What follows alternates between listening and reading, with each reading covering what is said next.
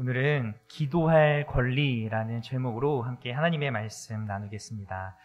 우리 성도님들께서 갑자기 제가 말씀 전해서 깜짝 놀랐을 눈빛들이 몇 분 계신 것 같아서 좀 설명드리면 지금 담임 목사님께서 조금 몸이 좋지 않으십니다. 그래서 제가 오늘 말씀을 전하게 되겠습니다.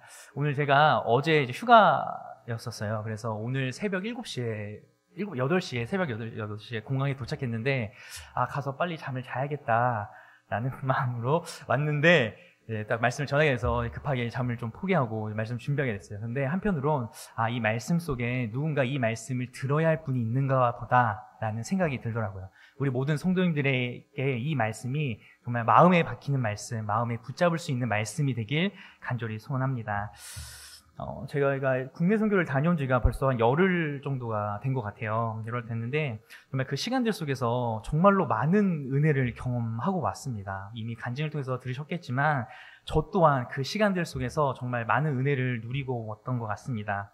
제가 그 속에서 정말 많은 어르신들을 보고 왔는데요. 그 어르신들을 보면서 그 어르신들과의 그 시간들 속에서 제가 속으로 가장 많이 했던 기도가 있었습니다. 바로 성령님 도와주세요. 하나님 일해주세요 라는 기도를 속으로 계속 대화하면서 마음 한켠에는 계속 이 기도를 했던 것 같습니다. 왜냐하면 이 앞에 있는 영혼이 정말로 주님을 만나기를, 예수님의 사랑이 이 영혼에게 전해지기를 바라는 그 마음이 제 안에 있었던 것 같습니다. 그래서 앞에서는 막 살갑게 할머니 하면서 이런 이야기로 소통을 하지만 마음속에서는 계속 이 영혼을 위해 내가 할 수 있는 것이 기도밖에 없다라는 이 사실을 조금 기억했던 것 같아요. 그래서 계속 하나님께 도와주세요. 상황이 열려서 복음을 제시할 수 있도록, 예수님을 전할 수 있는 정말 그 상황이 열어질 수 있도록 도와달라고 그렇게 계속 기도를 했던 것 같습니다. 이렇게 국내 선교가 정말 생각보다는 좋은 분위기 속에 그렇게 은혜로 잘 맞춰지게 된 것은 어떤 누구의 노력보다, 그리고 어떤 누구의 철저한 준비보다 우리의 기도가 있었기 때문에 은혜로 맞춰진 줄 믿습니다. 우리 모든 성연의 공동체가 이 선교를 준비하고 그리고 이 선교를 파송하는 그 과정 속에, 그 선교의 그 과정들 속에 하나님께서 함께 해달라고 우리 모든 성연의 공동체가 함께 기도했기 때문에 이 선교가 잘 진행이 되었다라고 저는 확신합니다. 오늘 본문을 보면 바울은 기도를 매우 중요하게 여기며 그렇게 얼굴도 보지 못한 그 골로새 교인들에게 기도해 달라는 것을 요청하는 모습을 보입니다. 바울이 왜 그렇게 기도를 강조했는지, 그리고 오늘의 말씀의 제목처럼 우리에게 기도할 권리가 있다라는 이 사실이 얼마나 감사한지를 오늘 말씀을 묵상하며 그렇게 말씀을 붙잡고 힘있게 기도하는 시간이 되었으면 좋겠습니다. 말씀을 나누기 전에 우리가 먼저 알아야 될 것은 이 골로새서는 4장으로 되어 있는데요.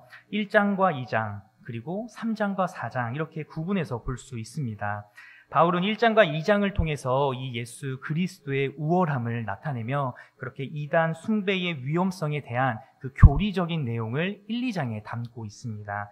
그리고 그 1, 2장 안에 이 초등학문이라 하는 그 세상의 것에서 우리는 그리스도와 함께 죽어야 함을 강조하고 있습니다. 그리고 그 뒤를 이어 3장과 4장을 통해서 예수 그리스도와 함께 죽고 그리고 그와 다시 살 것을 골로새 교인들에게 권면하고 있는 것이죠. 땅의 것이 아닌 이 위의 것을 찾으라라고 하며 그렇게 성도의 이런 실제적인 삶에 대한 이야기를 하고 있는 것입니다. 그리고 그러한 흐름 속에서 이 마지막 부분의 권면으로서 기도에 대한 말씀이 나오는 것입니다. 먼저 우리가 2절의 말씀을 다시 한번 살펴보도록 하겠습니다. 우리 2절 함께 읽겠습니다.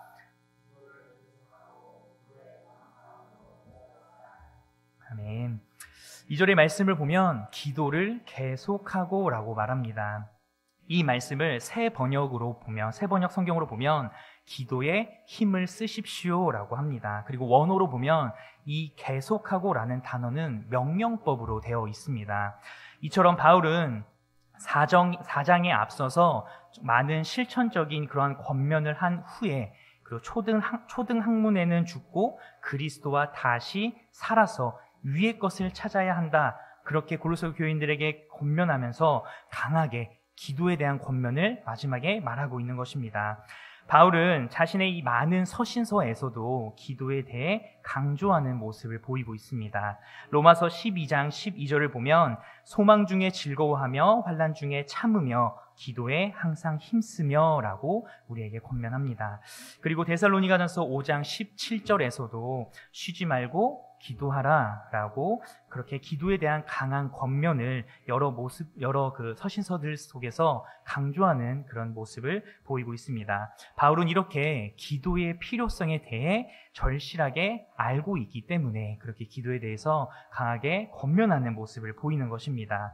그리고 뒤를 이어서 본문 2절의 하반부를 보면 바울은 기도를 감사함으로 깨어있으라 라고 말합니다. 이 감사함이라는 것을 알기 위해서는 골로새서 1장으로 넘어가야 되는데요. 골로새서 1장 12절과 12절의 말씀을 우리 앞에 살펴보도록 하겠습니다. 본문에서 말하는 이 감사함이라는 단어를 알기 위해 우리가 이 말씀을 살펴보는 것입니다. 우리 한 절씩 읽도록 하겠습니다.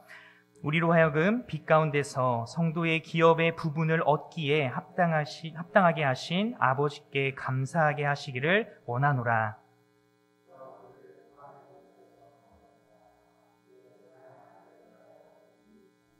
함께 읽겠습니다. 그 아들 안에서 우리가 속량 곧 죄사함을 얻었도다. 아멘. 감사함으로 깨어 있으라 라는 이 명령에서 이 감사함이라는 것은 바로 하나님의 아들 예수 그리스도로 말미암아 우리가 속량, 죄사함을 얻었기에 그 예수의 이름으로 감사해야 한다라는 것입니다. 어둠 가운데 있었던 우리가 빛의 자녀가 될 수 있는 이 권세를 받은 사실, 그 사실에 우리가 감사하지가 않을 수가 없는 것이죠. 또한 3장 15절에서 17절의 말씀을 보면 이렇게 말씀합니다. 우리 함께 15절에서 17절까지의 말씀을 한 절씩 보겠습니다. 그리스도의 평강이 너희 마음을 주장하게 하라. 너희는 평강을 위하여 한 몸으로 부르심을 받았나니 너희는 또한 감사하는 자가 되라.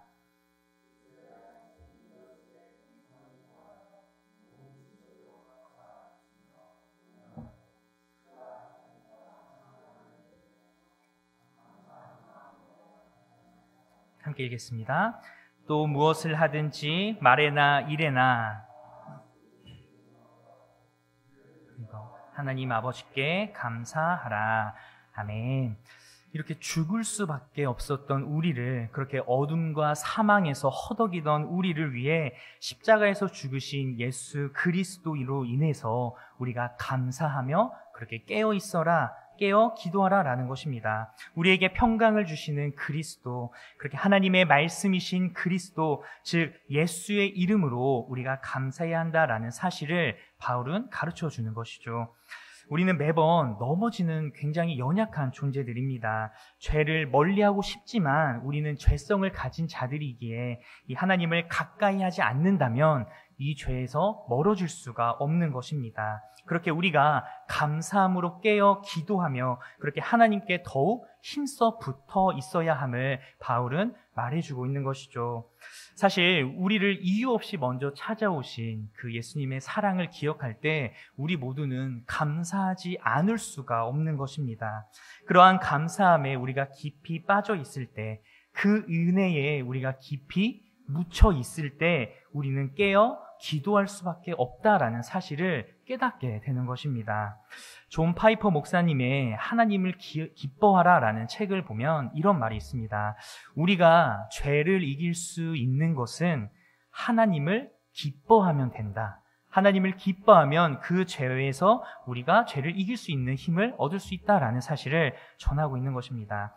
그렇게 우리는 하나님이 기뻐하시는 삶, 그렇게 하나님의 마음을 알아가는 이 우리의 이 간절함을 하나님께 아뢰는 이 끊임없는 기도를 통해 그렇게 감사함으로 깨어 있을 수 있는 것입니다. 세상이 주는 그 조건적인 감사함은 언제든지 빼앗길 수 있는, 언제든지 사라질 수 있는 감사함이지만 그의 피로 사신, 우리를 구원하신 이 사실, 이 은혜의 감사함은 어떠한 것도 이 은혜로부터 우리를 빼앗아 갈 수가 없음을 우리는 기억해야 합니다. 이렇게 우리는 이 감사함으로 깨어 기도할 수 있는 권리, 은혜로 주어진 권리가 있다라는 것입니다. 우리가 본문으로 돌아와 3절의 말씀을 보면 바울은 골로새 교인들에게 다시 한번 기도하라라고 말합니다. 그런데 이번에는 우리를 위해 기도하라라고 말합니다. 함께 4장 3절의 말씀을 같이 한번 읽어보겠습니다. 우리 3절 함께 읽겠습니다. 또한 우리를 위하여 기도하되 하나님이 전도할 문을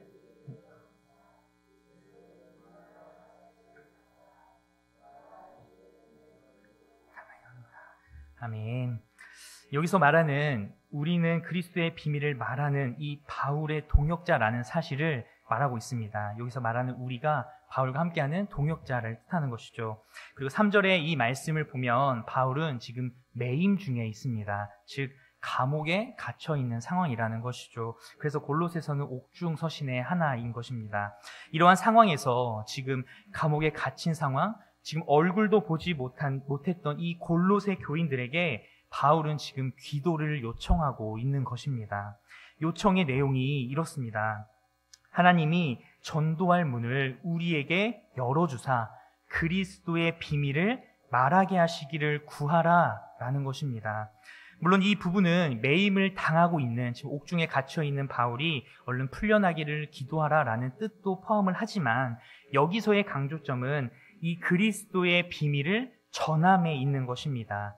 그리스도의 비밀이라 함은 그리스도의 영광의 소망, 즉 이 그리스도의 죽음과 부활로 인해 드러난 복음의 신비, 그것을 전하는 것에 강조점이 있는 것입니다.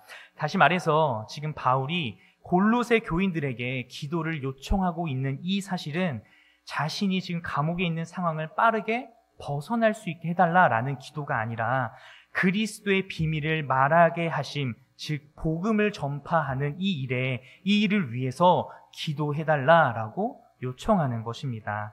지금 이 상황을, 지금 저희의 상황을 조금 가져오면 이런 의미입니다. 제가 지금 중고등부를 맡고 있는데요. 중고등부 아이들과 제가 이제 토요일마다 좀 축구를 해보려고 노력을 하고 있습니다. 전도를 위해서. 근데 제가 발에 아시다시피 통풍이 있어서 통풍이 발생되면 축구를 할 수가 없습니다. 근데 만약에 이 상황 가운데 제가 발에 통풍이 걸렸을 때 우리 중고등부 선생님들에게 지금 기도를 요청하는 것이죠. 선생님들, 제가 지금 발이 아픈데요. 이 발이 빨리 나아서 아이들과 축구하러 나갈 수 있도록 그 전도의 일을 해낼 수 있도록 기도해 주십시오라고 하는 겁니다. 이 기도의 목적이, 이 기도의 요청이 무엇이겠습니까? 통풍이 빨리 낫기를 바라는 것이 아니라 그 일 때문에, 이 통풍 때문에 전도한 일이 막히지 않게끔 전도할 수 있게 기도해 주십시오라고 요청하는 것입니다. 지금 본문의 상황이 이 상황과 비슷하다라는 것이죠. 데살로니가 후서 3장 1절에서도 보면 비슷한 요청을 하고 있습니다. 끝으로 형제들아, 너희는 우리를 위하여 기도하기를 주의 말씀이 너희 가운데서와 같이 퍼져나가 영광스럽게 되고 라고 말합니다. 여기에서도 바울은 주의 말씀이 퍼져나가기를 구하고 있는 모습을 보입니다. 바울이 이렇게 많은 서신서들 가운데서 기도를 요청하는 것을 보면 사람의 노력과 그리고 사람의 그 기술로는 이 복음이 전해지는 것이 아님을 바울은 말하고 있는 것입니다. 만약에 그것이 가능했다면, 그 사실이 가능했다면 사실은 바울이 가진 그 뛰어난 배경, 그리고 바울이 가졌던 그 능력만으로도 충분히 복음을 전하는 일이 가능했었을 것입니다. 그러나 성경은 우리의 능력이 아닌 우리의 기도의 힘으로 그리스도의 비밀이 전해짐을 우리에게 가르쳐 주고 있다라는 것입니다. 에베소서 6장 19절을 보면 바울은 이렇게 말을 합니다. 우리 함께 6장 19절 함께 읽도록 하겠습니다. 또 나를 위하여 구할 것은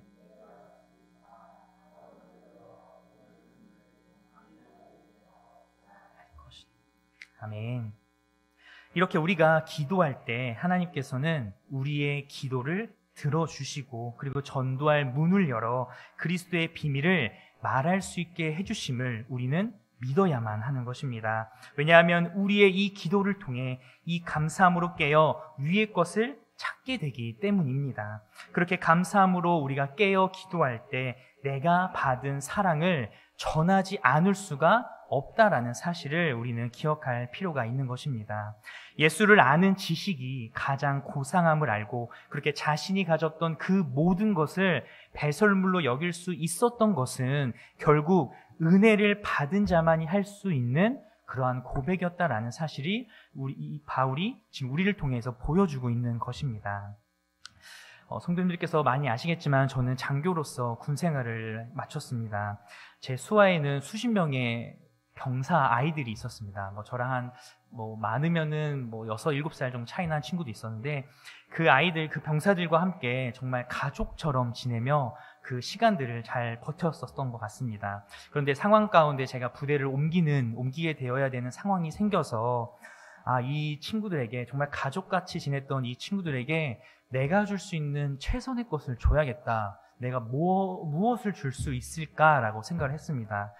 이 친구들은 사실은 초코파이만 줘도 굉장히 행복하지만, 근데 제가 줄 수 있는 최선의 것을 주고 싶었기 때문에 고민을 하다가 내가 줄 수 있는 최선, 복음을 전해줘야겠다라는 생각을 하게 됐습니다. 사실은 군생활 가운데 제가 가진 그 계급의 힘을 이용해서 하는 것은 되지 않습니다. 그리고 종교를 이제 강요하는 것도 되지 않는 일입니다. 그래서 조금 무섭기도 했지만 어떻게든 저의 최선을 주고 싶었기 때문에 어떻게 이 친구들에게 이 복음을 전할 수 있을까? 이 수십 명이나 되는 이들에게 어떻게 복음을 전하지? 고민하며 계획도 짜고 연습도 하면서 그렇게 상황을 만들었습니다. 그래서 복음을 전하려고 했는데 생각보다 이게 말이 떨어지지가 않았습니다. 저도 왜냐하면 군생활 하면서 그 엄격한 그 규율 안에 있었기 때문에 혹여나 이 사실을 어떤 친구가 다른 윗 상사한테 말을 하면 내가 어떻게 될까라는 그런 두려움도 있었던 것도 사실이며, 저희가 보기보다는 조금 소심해서 이 애들에게 어떻게 이걸 전하지라는 고민이 좀 많이 있었던 것 같아요. 근데 그때부터 제가 그래서 기도를 하기 시작했습니다. 이 병사들에게 하나님, 제가 받은 사랑을 전할 수 있게 해주세요. 제가 누렸던 이 사랑을 이 가족과 같이 지냈던 이들에게 전할 수 있게 도와주세요. 하나님, 상황을 만들어주세요. 라는 그러한 기도를 계속 했던 것 같습니다. 그렇게 기도함으로 한두 주를 보내고 나서 하나님께서 이런저런 상황을 통해서 한 명 한 명 따로 만나서 복음을 전할 수 있게 해주셨습니다. 그리고 그 상황들 가운데서 아무런 일도 일어나지 않았고, 극구 이렇게 거절했던 불교 신자 3명이 있었는데 그 3명의 친구들은 빼고 나머지는 저의 이 긴 말을 좀 들어주면서 이 복음을 한 15분씩은 최소 들어줬던 것 같아요. 그리고 나서 3명의 친구를 빼고는 그 수십 명의 친구들이 영접 기도까지 하는 일들이 있었습니다. 저는 그래서 확신합니다. 제가 말주변이 있어서가 아니라, 제가 그들과 관계를 맺는 그 실력과 능력이 있어서가 아니라, 제가 받았던 이 사랑이 확신하기 때문에 그 사랑을 전하는 일에 기도함으로 나아갔을 때 하나님께서 그 상황 가운데 이 복음을, 이 사랑을, 이 그리스도의 이 비밀을 전할 수 있는 상황을 열어줬다라는 것을 저는 확신합니다. 그래서 저는 이 간증이 여러분에게도 사랑의 도전이 되었으면 좋겠습니다. 마지막으로 4절의 말씀을 보고 말씀을 정리하고자 합니다. 우리 함께 4절의 말씀 함께 읽도록 하겠습니다. 그리하면 내가 마땅히 할 말로써 이 비밀을 나타내리라. 네. 이 그리하면이라는 말로 4절이 시작이 되고 있습니다. 3절에 우리를 위해서 기도해달라라는 이 요청, 그리고 이 요청에 의해서 이 요청이 니네가 들어주면 내가 4절을 하겠다라는 의미가 아니라, 원어를 보면 그리하면이라는 것은 내가 무엇을 하도록 너네가 기도해달라라는 의미를 갖습니다. 쉽게 말해서 이 세 번역으로 다시 보자면, 그러니 내가 마땅히 해야 할 말로 이 비밀을 나타낼 수 있도록 기도해 주십시오라고 이해할 수 있는 것입니다. 즉 바울은 지금 이 3절의 이 요청, 우리를 위해 기도해달라는 이 요청과 그에 따른 조건으로서 그리스도를 나타내는 것이 아니라, 그리스도를 나타낼 수 있도록, 말할 수 있도록, 그리스도의 비밀을 전할 수 있도록 기도해달라라고 다시 한번 간절하게 요청하고 있는 것입니다. 또한 비밀을 나타내리라라는 이 말은 헬라어로 볼 때 드러내다, 분명히 하다라는 해석이 됩니다. 이는 바울이 자신을 통해서 지금 그리스도를 드러낼 수 있기를, 자신의 이런 상황이지만 자신의 이런 상황에서도 그리스도를 드러낼 수 있기를 바란다라는 이 요청을 기도를 요청하고 있는 것입니다. 바울은 지금 매우 겸손한 표현을 사용하고 있는 것입니다. 왜냐하면 나의 능력과 나의 것으로 말하는 것이 아니라 하나님의 비밀인 그리스도를 나타내게 하는 이 일에 하나님께서 일해 주셔야 한다라는 사실이 담겨 있기 때문입니다. 하나님의 비밀인 그리스도를 드러나게 한다라는 표현이 있기 때문에 이 사실 가운데 자신은 드러나지 않는 바울의 겸손함이 묻어 있는 것이죠.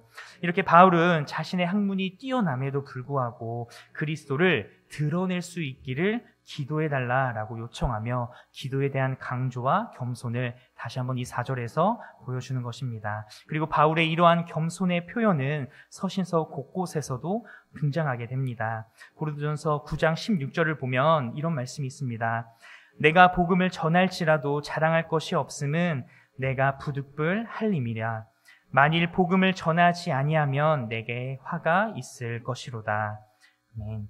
바울이 이렇게 골로새 교인들에게 복음을 온전히 잘 전할 수 있게 해달라라고 그렇게 기도를 요청하는 것은 그 기도로 인해 그 기도를 하는 자들까지도 함께 이 사역에 동참하는 자들이 되기 때문에 그렇게 기도를 요청하는 것입니다. 우리의 기도를 통해 하나님께서는 상황을 만들어 가십니다. 그리고 복음을 전할 수 있는 그 기회를 제공해 주시기에 우리의 기도가 필수적이다라는 것입니다. 그리고 그러한 기도를 통해 성령님의 역사하심이 드러난다라는 것을 볼 수가 있는 것입니다. 우리가 나가서 말로써 복음을 전하는 그 일만이 하나님의 일을 하는 것은 아닙니다.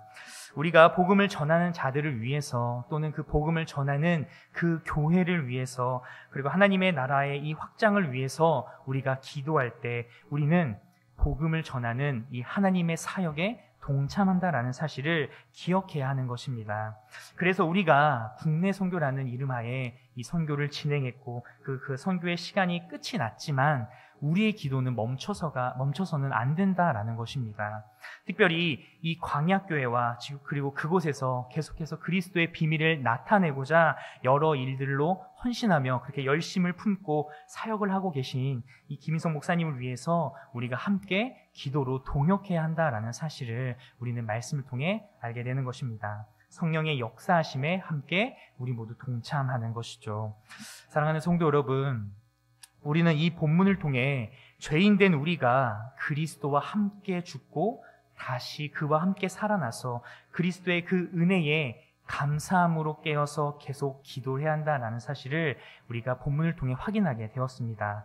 더 나아가 복음을 전함에 나의 능력이 아닌 복음을 전하게 하시는 이 성령의 역사하심을 위해서 우리가 기도해야 한다라는 이 사실을 또한 보게 되었습니다. 우리가 일할 때 우리가 일을 하지만 우리가 기도를 할 때 하나님께서 일하신다라는 이 사실, 이 놀라운 사실을 잊지 않길 원합니다. 그래서 우리 모두가 정말로 이 십자가의 은혜를 깊이 묵상하며 그리고 그 감사함의 기도로 이 복된 소식을 세상에 전하며 그렇게 마땅히 우리가 해야 할 말을 정말 이 말을, 이 복음, 이 사랑을 전하는 이 일을 위해 이 기도의 권리를 사용할 수 있는 모든 성현의 권속들이 되길 간절히 소망합니다. 그렇게 기도를 해야 할 말, 우리가 해야 할 말로써 이 복음을 전하는 일에 우리 열심을 품을 수 있는 우리 모두 되기를, 그렇게 사명 위에 서는 우리 모두 되기를 간절히 소망합니다.